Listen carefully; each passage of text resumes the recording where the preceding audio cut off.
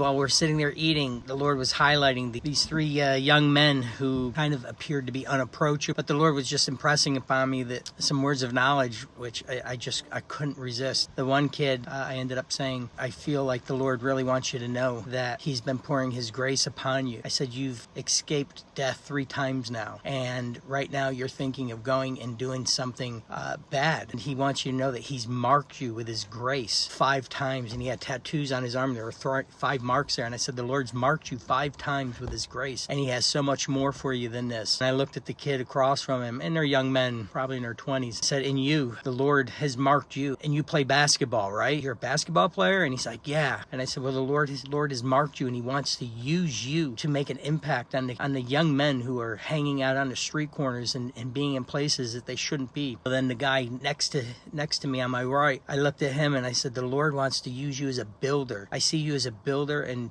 constructing things for the kingdom. He's downloading blueprint. You're the kind of person that just is intelligent, and you think of things and you have answers instantaneously, and you're going to be around people who are trying to come up with solutions, but to you they just come naturally. He's just downloading blueprints into you. I said, and he loves you. I said, does any of that make sense? And the first guy looked at me and he was like, wow, man, I really needed to hear that.